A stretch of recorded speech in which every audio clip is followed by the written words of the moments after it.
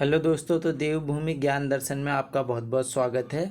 तो आज हम देखेंगे आपके उत्तराखंड से कुछ प्रश्नों को। तो चलिए स्टार्ट करते हैं। तो हमारा पहला प्रश्न है, वह है कि उत्तराखंड किस क्षेत्रीय परिषद में सम्मिलित है। तो आपके पास है भैया 4 ऑप्शंस और आपने सही आंसर बताना है कमेंट बॉक्स में और आपको दिया जाता है कुछ समय। तो देखो, इसमें जो आपका सही आंसर है ना कि किस क्षेत्रीय परिषद में सम्मिलित है, तो वह सम्मिलित है आपका केंद्रीय क्षेत्रीय परिषद में। ठीक है, और इसी को आप और क्या कह सकते हो, इसी को आप कह सकते हो कि हाँ भैया मध्य क्षेत्रीय परिषद भी आप इसे कह सकते हो। ठीक है, मध्य क्षेत्रीय परिषद भी कह सकते हो। इसमें क्या क्या आता है, इसमें आता है आपका यूपी, ठीक है, और एमपी, उत्तराखंड और छत्तीसगढ़, ये सभी। ठीक है, चलो। और अगर मैं यहीं पे अगर बात करूं कि हाँ भैया हमारे पास कितने क्षेत्रीय परिषद हैं, तो आप कह सकते हो कि कुल जो है 5 क्षेत्रीय परिषद गठित हैं। ठीक है, 5 जो है वो क्षेत्रीय परिषद गठित हैं आपके। अब वो कौन कौन से हैं, तो आप कह देना, लिख लो पूर्वी क्षेत्रीय परिषद। ठीक है, पूर्वी लिख लो, फिर उत्तरी क्षेत्रीय परिषद लिख लो। ठीक है, उत्तरी, फिर मध्य लिख लो, फिर मध्य क्षेत्रीय परिषद लिख लो। इसी को आप और क्या कह सकते हो, केंद्रीय क्षेत्रीय परिषद भी कह सकते हो। ठीक है, फिर पश्चिमी क्षेत्रीय परिषद लिख लो, फिर आप दक्षिणी क्षेत्रीय परिषद लिख लो। हो गए 5, 1 2 3 4 5। ठीक है, चलो फिर बढ़े अगले प्रश्न की ओर।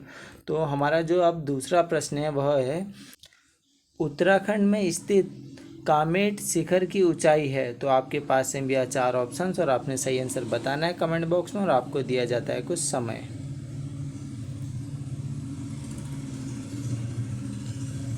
तो देखो, इसमें जो आपका सही आंसर है ना कि उत्तराखंड में स्थित कामेट शिखर की ऊंचाई है, तो वो है आपकी कितनी भैया, 7,756 मीटर। ठीक है ना, मीटर में है। और वहीं पे अगर मैं बात करूं आपके कि हाँ भैया इससे जो ऊंचा पर्वत है वो कौन सा है उत्तराखंड का, वो है आपका नंदा देवी। ठीक है ना, नंदा देवी चोटी है आपकी। कितनी है भैया उसकी ऊंचाई, उसकी है 7,817 मीटर।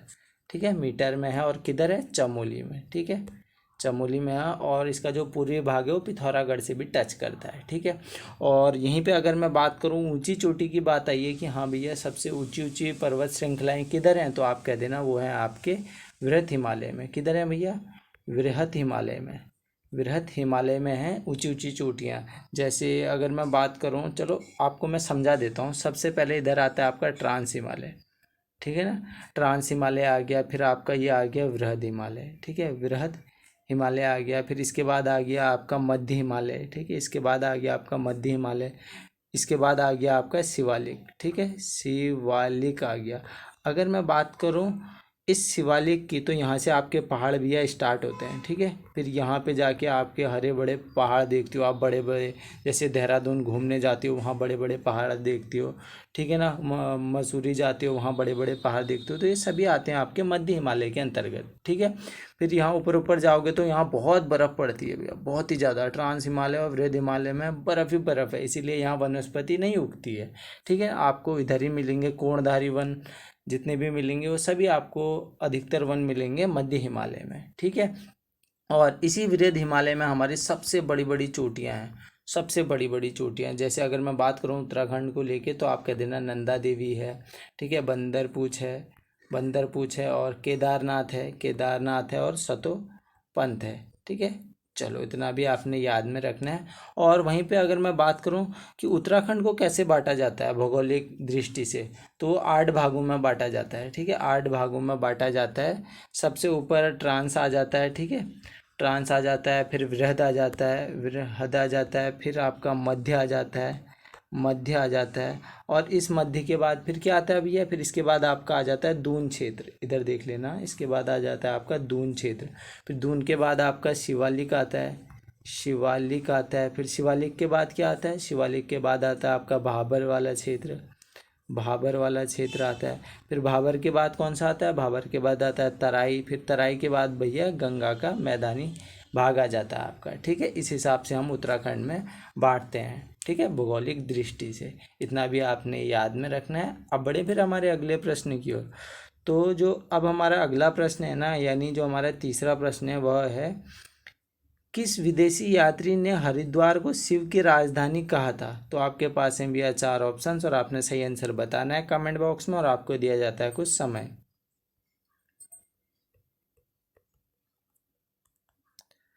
तो इसमें जो आपका सही आंसर होगा वह है आपका टॉम कैरियट ने बोला था भैया, ठीक है ना। कब आया था टॉम कैरियट भैया? टॉम कैरियट आया था 1608 में आता है आपका, ठीक है, 1608 में आता है और इसी ने कहा था कि हरिद्वार है आपकी शिव की राजधानी। चलो, एक प्रश्न मेरे माइंड में घूम रहा था जब मैं आपको ट्रांस हिमालय या वृद्ध हिमालय के बारे में बता रहा था, तो आप मुझे बताना ना कि जो आपका सियाचिन ग्लेशियर है, ठीक है ना, सियाचिन, वो किधर पे आता है? ट्रांस हिमालय में आता है, वृद्ध हिमालय में, मध्य हिमालय में है, शिवालिक हिमालय में, ठीक है। ये आप मुझे कमेंट बॉक्स में बता देना है, ठीक है। चलो, अब बढ़ते हैं फिर हमारे अगले प्रश्न की ओर। तो हमारा अगला प्रश्न है, किस जगह पर मुख्य रूप से 2 अभिलेख मौजूद हैं? एक अभिलेख गणपतिनाथ का तथा दूसरा अभिलेख अशोक चल्ल का। तो आपके पास हैं भैया 4 ऑप्शंस और आपने सही आंसर बताना है कमेंट बॉक्स में और आपको दिया जाता है कुछ समय।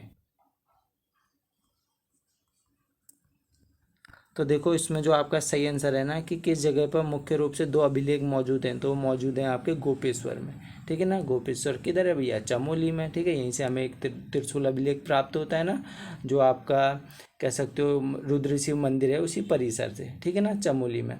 और इस अभिलेख में, ठीक है, इस अभिलेख में जो आपके नागवंशी शासक हैं, नागवंशी शासकों के भी नाम है, जैसे स्कंदनाग, विभुनाग, अंशुनाग, ऐसे करके हमें उल्लेख मिलता है, ठीक है ना, इस अभिलेख में। चलो, और बढ़ें फिर आगे की ओर। तो फिर अब हमारा जो अगला प्रश्न है वह है कि खेला में किन 2 नदियों का संगम होता है, ठीक है। तो आपके पास हैं 4 ऑप्शंस और आपने सही आंसर बताना है कमेंट बॉक्स में और आपको दिया जाता है कुछ समय। तो देखो, इसमें जो आपका सही आंसर होगा ना, खेला, खेला को और क्या कह सकते हो आप कि हाँ भैया तवा घाट, ठीक है ना। अगर इसकी जगह में तवा घाट लिखता तो फिर भी आप समझ जाते, ठीक है। तो खेला यानी होता है वहाँ पे धौली व काली नदी का संगम, ठीक है ना।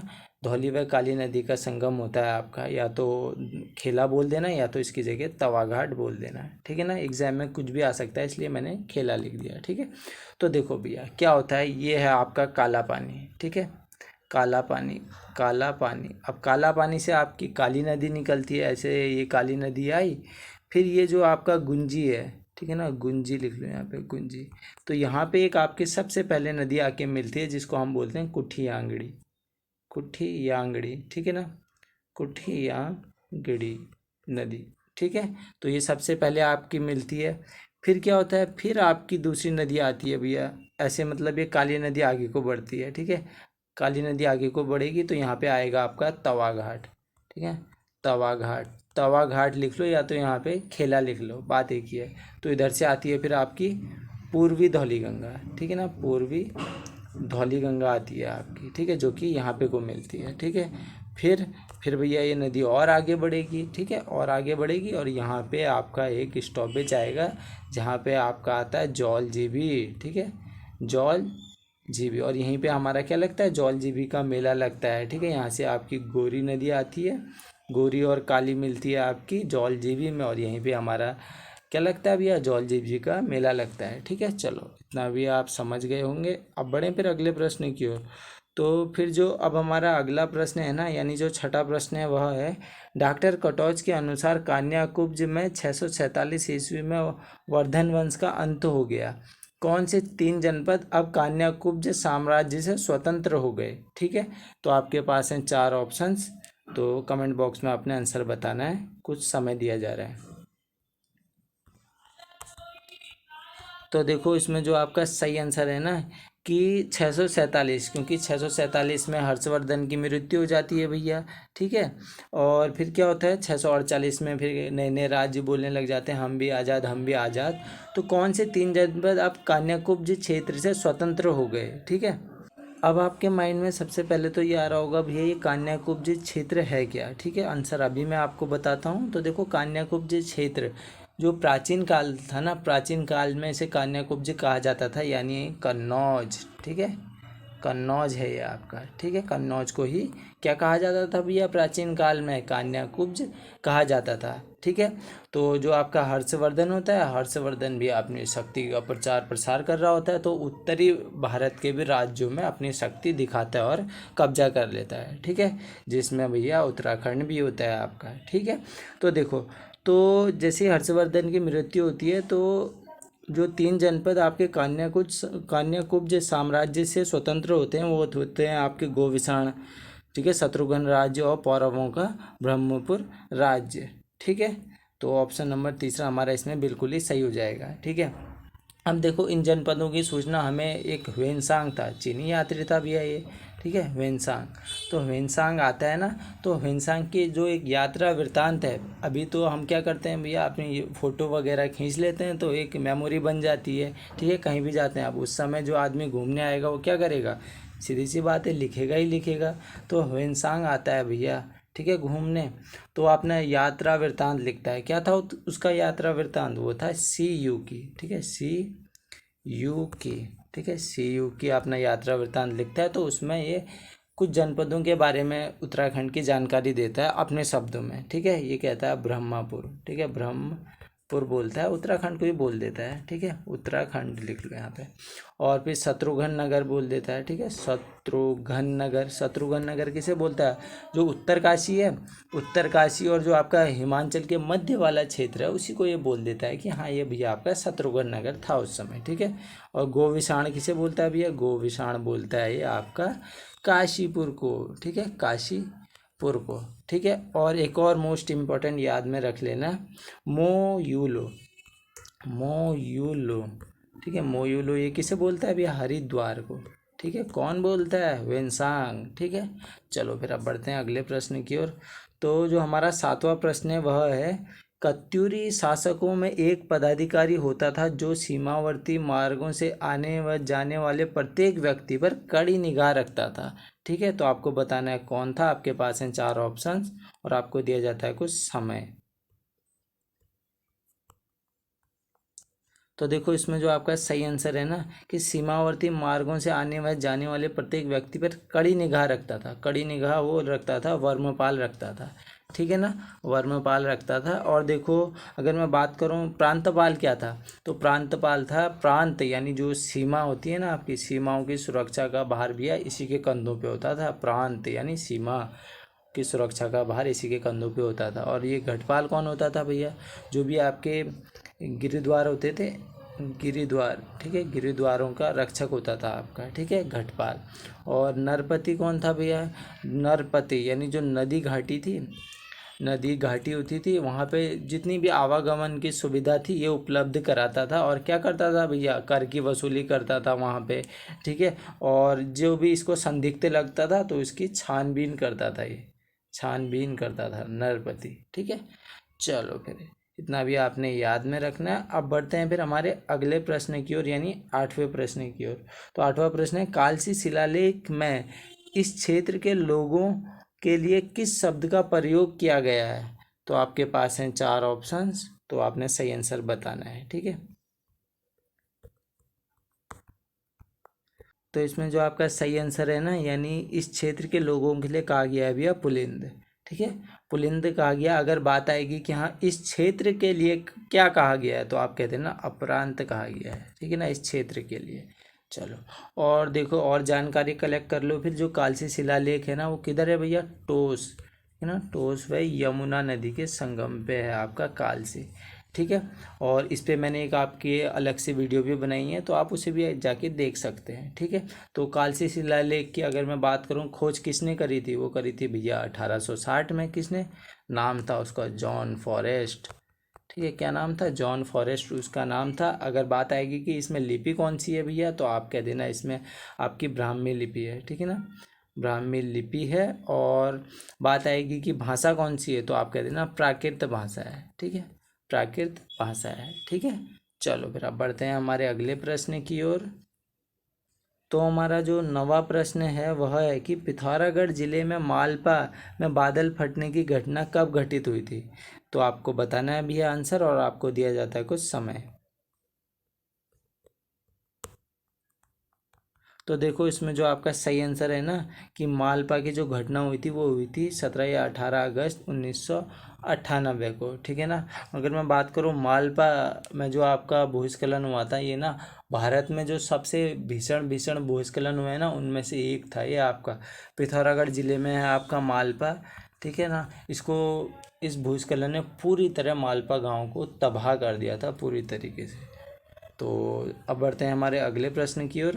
तो जो हमारा 10वां प्रश्न है वह है कि उत्तराखंड में भाबर पेटी में निम्न में से किस प्रकार की जलवायु दशाएं हैं, ठीक है। तो आपके पास हैं 4 ऑप्शंस और आपने सही आंसर बताना है कमेंट बॉक्स में और आपको दिया जाता है कुछ समय। तो इसमें जो हमारा सही आंसर होगा ना तो वह होगा, देखो समझना फिर, भाबर किसे कहते हो आप, ठीक है। जब आप कभी पहाड़ से भाबर की ओर जाओगे तो आपको लगेगा कि यहाँ तो यार बड़ी गर्मी है, ठीक है। यानी आपके कुछ महीने तो क्या होता है, बहुत अधिक गर्मी रहती है, यानी ताप बहुत अधिक रहता है, और कुछ महीने क्या होता है, ताप बहुत ही आपका कम रहता है, ठीक है। और इसी को हम क्या बोलते हैं भैया, उपोष्ण बोलते हैं। क्या बोलते हैं, उपोष्ण कटिबंध बोलते हैं, ठीक है। तो ऑप्शन नंबर 20 में हमारा बिल्कुल ही सही हो जाएगा। अगर मैं यहाँ पे बात करूँ दूसरे शब्दों में, अगर आपको ऐसे समझ में नहीं आया होगा तो आप ऐसे समझो कि जो आपका उष्ण कटिबंधीय क्षेत्र होता है ना उसके जो तुरंत उत्तर तथा दक्षिण से सटकर, ठीक है ना, सटकर लगे हुए क्षेत्र को हम क्या कह देते हैं भैया, ये आपका उपोष्ण है, ठीक है। समझ गए चीज़ों को, चलो। और देखो इसमें उष्ण लिखा है, उष्ण का मतलब भैया गर्म होता है, सीधा सा समझ लेना। शीतोष्ण लिखा है, शीतोष्ण का मतलब क्या होता है, जहाँ पे गर्मी और सर्दी में जो तापमान है वो उसमें अधिक अंतर नहीं होता है, ठीक है ना, ज़्यादा अंतर नहीं होता है, ठीक है। चलो अब बढ़ें फिर आगे की ओर। तो अब बढ़ते हैं हमारे 11वें प्रश्न की ओर। तो हमारा 11वां प्रश्न है कि राज्य की सर्वाधिक ऊंचाई वाली अधिकांश पर्वत चोटियां स्थित हैं, ठीक है। तो आपको बताना है कमेंट बॉक्स में और आपको दिया जाता है कुछ समय।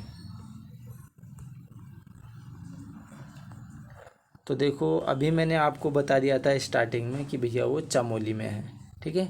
किधर है, चमोली में, यानी ऑप्शन नंबर सी हमारा बिल्कुल ही सही हो जाएगा। नंदा देवी चोटी आपकी किधर है भैया, चमोली में, ठीक है ना। कामेट शिखर किधर है भैया, वो भी आपका चमोली में है। माड़ा पर्वत कहाँ है भैया, वो भी चमोली में है। नीलकंठ पर्वत किधर है भैया, वो भी आपका चमोली में है, ठीक है। और यहीं पे लिखा है पिथौरागढ़, तो पिथौरागढ़ में जो मेरे को याद आ रहा है पंचाचूली है आपका, ठीक है ना, पंचाचूली याद में रख लेना। और रुद्रप्रयाग और उत्तरकाशी को कंबाइंड करके लिख लो केदारनाथ, ठीक है ना, केदारनाथ पर्वत है आपका। चलो भैया इतना भी आपने याद में रखना है। और बड़े फिर हमारे अगले प्रश्न की ओर। तो जो हमारा 12वां प्रश्न है वह है आदि गुरु शंकराचार्य निम्न में से किसके शासनकाल में बद्री का आश्रम आए थे। तो आपके पास हैं भैया 4 ऑप्शंस और आपने बताना है कमेंट बॉक्स में और आपको दिया जाता है कुछ समय। तो इसमें जो आपका सही आंसर है ना, तो जैसा कि आप सभी को पता है कि आदि गुरु शंकराचार्य जी कार्तिकेयपुर राजवंश के समय में आए थे, ठीक है। कार्तिकेयपुर राजवंश के समय में आए थे आपके, ठीक है ना।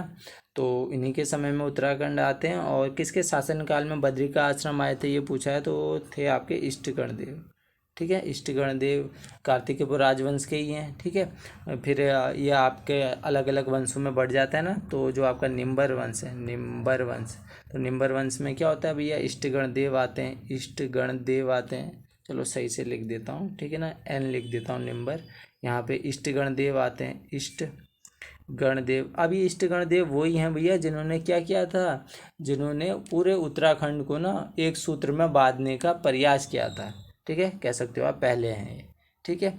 फिर इसके बाद आते हैं आपके कौन भैया, इसके बाद आते हैं इष्टगणदेव के बाद ललित सूरदेव, ललित सूरदेव आते हैं। फिर इसके बाद भूदेव आते हैं, ठीक है, इसके बाद भूदेव आते हैं, ठीक है। चलो इतना भी आपने याद में रखना है। और देखो आदि गुरु शंकराचार्य जी से एक प्रश्न आपका बनता है कि आदि गुरु शंकराचार्य जी की मृत्यु कब हुई थी, तो आप कह देना 820 ईस्वी में हुई थी, ठीक है, केदारनाथ में। चलो अब बढ़ते हैं हमारे 13वें प्रश्न की ओर। तो हमारा जो 13वां प्रश्न है वह है फ्रैंक स्मिथ ने किसकी खोज की थी, ठीक है। फ्रैंक स्मिथ, कई जगह आपको फ्रैंक स्माइथ भी दिया होगा, ठीक है, तो कंफ्यूज मत करना। तो आपको बताना है कमेंट बॉक्स में और आपको दिया जाता है कुछ समय। तो देखो इसमें जो आपका सही आंसर है वह है आपका फूलों की घाटी, ठीक है ना। अब फूलों की घाटी की खोज किसने करी थी, कहते हैं फ्रैंक स्माइथ ने करी थी। कब भैया, 1931 में। और आपने क्या याद में रखना है कि हाँ भैया 1982 को फिर इसको क्या मिला भैया, नेशनल पार्क का दर्जा आपका मिल गया था, ठीक है, यानी इसे नेशनल पार्क आपका बनाया गया। फिर क्या होता है भैया, फिर सन 2005 आ जाता है। सन 2005 में इसे विश्व धरोहर में शामिल कर दिया जाता है, ठीक है ना, विश्व धरोहर में शामिल कर दिया जाता है। और बात आएगी फूलों की घाटी की, तो इसके बीचों बीच आपकी कौन सी नदी बहती है भैया, पुष्पावती नदी, ठीक है ना, पुष्पावती नदी आपकी बहती है, ठीक है। और स्कंद पुराण में भैया इसे क्या कहा गया है, इसे कहा गया है नंदन कानन। क्या कहा गया है, नंदन कानन कहा गया है, ठीक है। चलो इतना भी आपने याद में रखना है। अब बढ़ते हैं फिर हमारे अगले प्रश्न की ओर। तो हमारा अगला प्रश्न है, लाल टिब्बा नामक पर्यटन स्थल कहाँ स्थित है। तो आपके पास हैं 4 ऑप्शंस और आपने सही आंसर बताना है कमेंट बॉक्स में, और आपको दिया जाता है कुछ समय। तो देखो इसमें जो आपका सही आंसर है ना, वह है आपका किधर है, लाल टिब्बा भैया, मसूरी में, ठीक है, मसूरी में है। तो अब बढ़ते हैं हमारे अगले प्रश्न की ओर और आज के लास्ट प्रश्न की ओर कि सयाना नामक राजनीतिक संस्था किस जनजाति में पाई जाती है, ठीक है। तो आपके पास हैं 4 ऑप्शंस और इसका आंसर है ना आप कमेंट बॉक्स में बता देना, ठीक है, कमेंट बॉक्स में बता देना, क्योंकि ये प्रश्न आपका कई बार आ चुका है, ठीक है। तो आशा करता हूँ ये वीडियो आपको पसंद आई होगी। अगर इस वीडियो से आपको थोड़ा बहुत भी ज्ञान प्राप्त हुआ है तो आप इस वीडियो को लाइक करेंगे, शेयर करेंगे और कमेंट करेंगे। इसी आशा के साथ हम करते हैं वीडियो को यहीं पर समाप्त। चलिए, धन्यवाद।